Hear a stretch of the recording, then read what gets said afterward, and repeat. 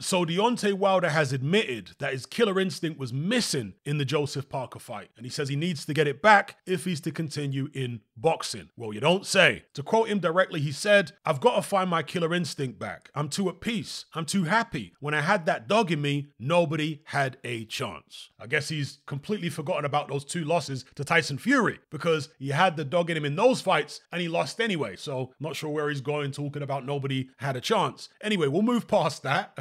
Deontay Wilder infamously made certain comments in the past about wanting to catch a, I was seemingly one of the few people in the boxing community who wasn't offended or horrified or upset by those comments. Not that I want to see that happen to anybody. I certainly don't. But we have referees, we have cornermen, and we have doctors who are there to minimize the chances of something like that happening. And I believe him, by the way. I don't think it was hype talk. He actually sat down on multiple occasions when people asked him whether it was just hype talk, and he said, "No, it's not hype talk. I genuinely mean it." The vicious mentality that Deontay Wilder used to have is what allowed him to compensate for his lack of technical ability. When you take that viciousness away from Deontay Wilder, you have a shell of the fighter that he used to be. So again, I don't want anything bad to happen to any of his opponents or any fighter out there. I like to see them get up after they've been knocked out and live to fight another day. But I understand that some of the characters in boxing, particularly these really serious, historically great punchers, a lot of them have extreme mentalities, and their punching power and their viciousness in the ring is a manifestation of this extreme mentality. So I've spoken previously about people like George Foreman. After George Foreman had retired, decades after he retired from his second career, when he came back after the 10-year layoff,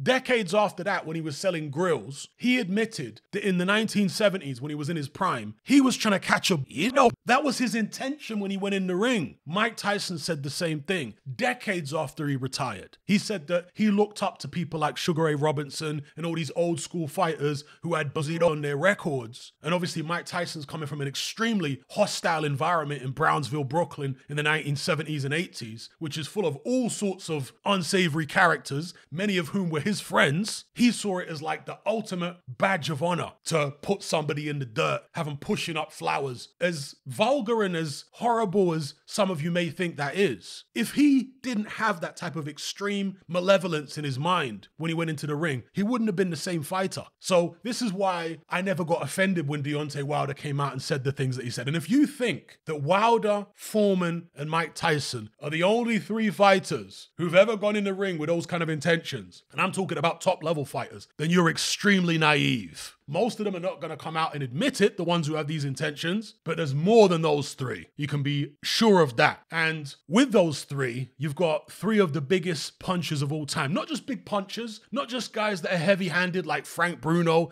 big, doleful, nice guys that are like Wreck-It Ralph. They don't know their own strength, who probably don't go in the ring with any crazy, malevolent intent. No, these are guys who are absolute vicious animals in the ring. I'm talking about a prime George Foreman, Mike Tyson, Deontay Wilder.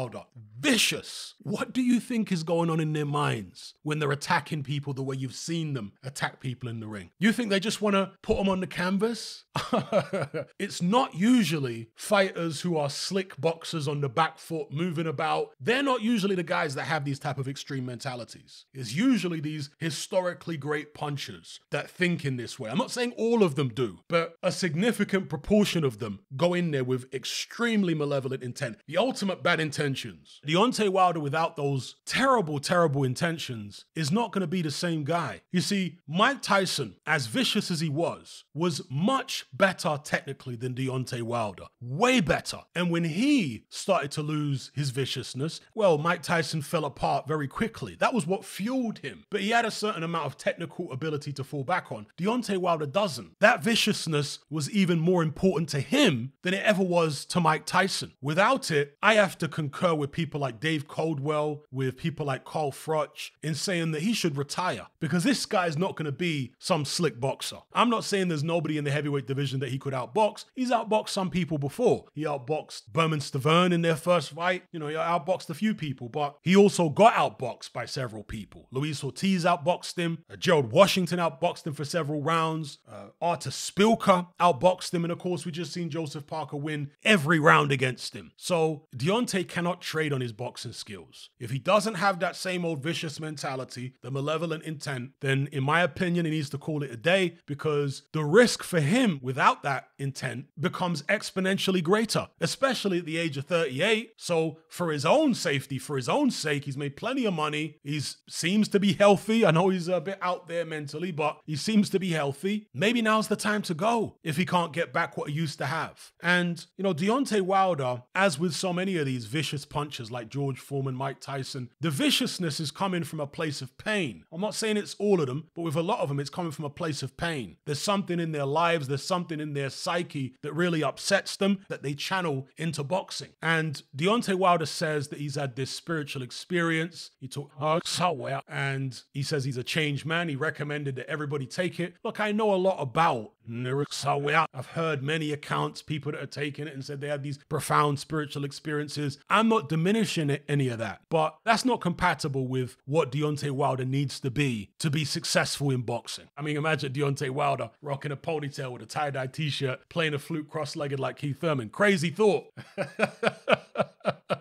Maybe that's his next move. Keith Thurman, ever since he had that cross-legged flute-playing, tie-dye t-shirt, ponytail episode, he hasn't been the same, has he? With regards to the angst, the things that upset Deontay Wilder, that fuel his viciousness, having too many yes men around you is also going to make you a bit too happy. You need some conflict in Deontay Wilder's mind to bring the best out of him, I feel, or in his world. He's quite a simple character, Deontay Wilder. That's why a lot of the business people around him have had such a field day manipulating him, putting nonsense in his head, because he's quite a simple-minded person. So Malik Scott's role as this yes man, he's not challenging his fighter, and that's what he needs to do. He needs to challenge his fighter. Yeah, he needs to irritate his fighter a little bit. Sometimes that's necessary, and some trainers are very good at that. They realize that their fighter might be a bit too lackadaisical. They want to get them a little bit angry. Kevin Rooney, by the way, back in the days, used to do that from time to time with Mike Tyson. When he saw that Mike Tyson was getting a little distracted, Kevin Rooney sometimes would get real tetchy with Mike Tyson and tell him some uncomfortable truths.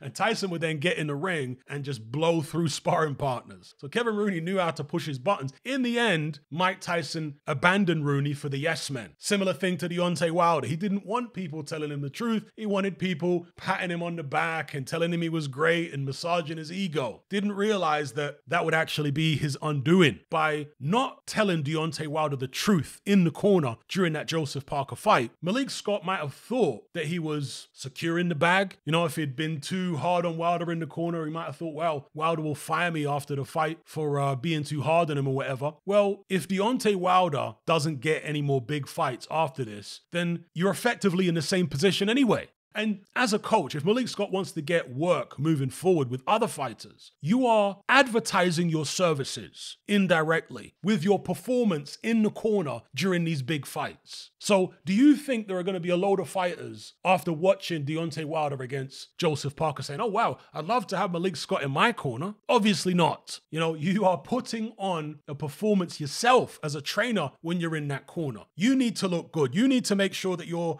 giving your fighter the best advice possible, the most relevant advice. Whether the fighter acts on the advice after that is actually irrelevant, because you can lead a horse to water, you can't make him drink, but at least you've done your job. That's what other people watching want to see, other fighters, managers, instead of boxing critics, pundits, whatever you want to call us on YouTube. That's what you want to see, that you're actually doing your job. Then nobody can put anything on you once you do your part of the bargain. But when you're not even meeting the minimum requirements, when your guy's a mile behind and he's not looking like landing any big shot, then you need to be saying to him right there and then, we're going to switch up the whole game plan. You need to just start chucking right hands at this guy. And there's no guarantee that Wilder would have won if he'd fought that way, if he'd switched it up midway through. But it would have given him a better chance, because you got to be in it to win it. And Deontay Wilder wasn't in it because he wasn't throwing any punches.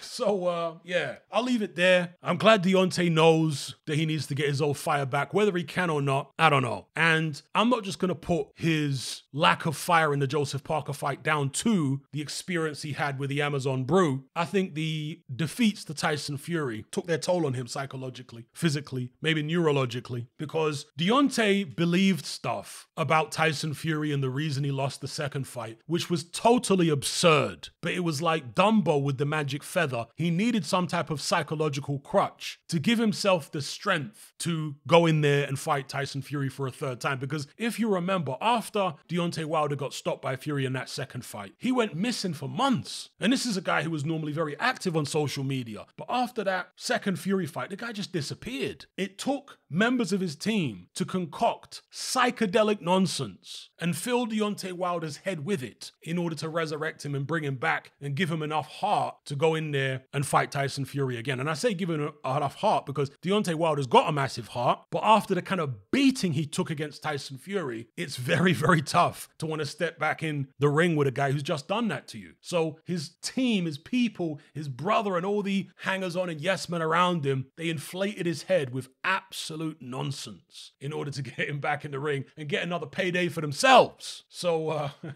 that was what that was. But when he lost to Tyson Fury the third time in even more devastating fashion, what excuses can there be then? You see, Deontay Wilder must have had some very difficult times trying to reconcile his absurd beliefs with the reality of what happened in that third fight. Because surely they would have checked everything, Fury's gloves, make sure there's no egg weights in there and all this nonsense, with a team that he trusts this time, not somebody who he thinks poisoning his water, right? All the boxes ticked, but he still got knocked out again. So that does something to the mind of a guy like Deontay Wilder. It has to. It was masked by the result against Robert Helenius. But if you notice in that Helenius fight, Deontay Wilder wasn't aggressive at all. Helenius was the one on the front foot. He just got careless and walked onto a shot when Deontay Wilder was actually backing up to the ropes. In that first round against Helenius, Wilder was boxing the same as he did against Parker. It's just that Robert Helenius wasn't as defensively responsible as Joseph Parker was. And that's why he got himself clipped. So yeah, let me know what you guys think in the comment section below.